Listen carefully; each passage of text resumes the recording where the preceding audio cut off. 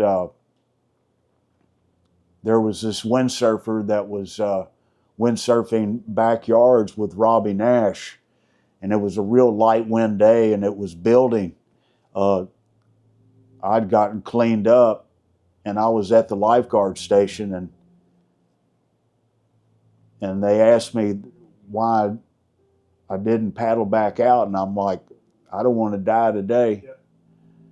But they were windsurfing off of backyards, and Kurt Carlsmith kept coming down too far to the wind line, to boneyards, and then a big set ended up cleaning him up. And there was a helicopter that was and a photographer that was filming Robbie Nash, and the helicopter pilot tried to go down and pick him up with the sled, and the waves were huge. It was like 20 feet plus, and when he went down to go pick him up off the water, the helicopter just about disappeared in between the two waves. And when he picked him up too fast.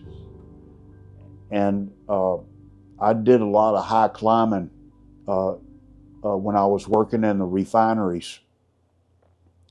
And I could tell they were picking him up too fast. And matter of fact, Al Chapman was standing next to me. He handed me his binoculars, and I was watching. And when they picked him up too fast. And he was a big guy. He had a big barrel chest, and he probably weighed 230 pounds. And I'm like, oh, he's not going to be able to hold on. And he ended up falling. And when he fell back. Well, they went and dropped off the photographer to try to go help him, which it was a French photographer, never been in the ocean in Hawaii. And he did the same thing. He went and the photographer couldn't help Kurt Carlsmith. He was too big, and the guy had no experience. So he went and picked up the photographer, and he was a little guy, so he was able to hold on, but he didn't pick him up too fast either, or too high. And he flew him right into the lifeguard tower. And Derek was on duty. So they took Derek out there. And Derek, they dropped Derek off. And Derek swam Kurt through the surf. Sunset was closed out. And every time a wave would come in, they would go down. And then he would have to bring him back up. It was the greatest feat I've ever seen. And Derek swam him over across the channel to where Cammy's was. And at that time,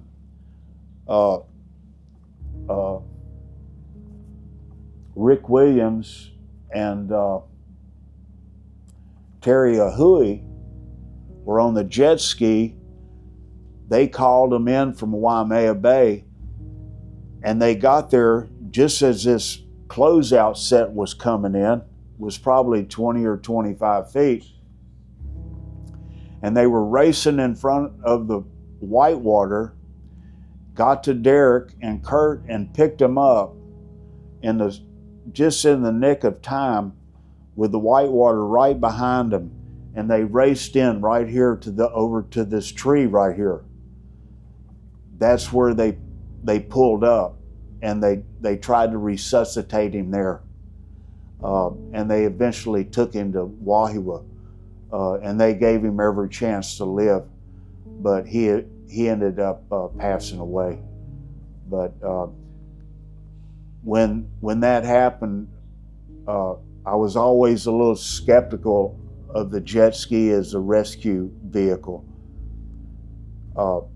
They're big, they're heavy, but I was convinced after that incident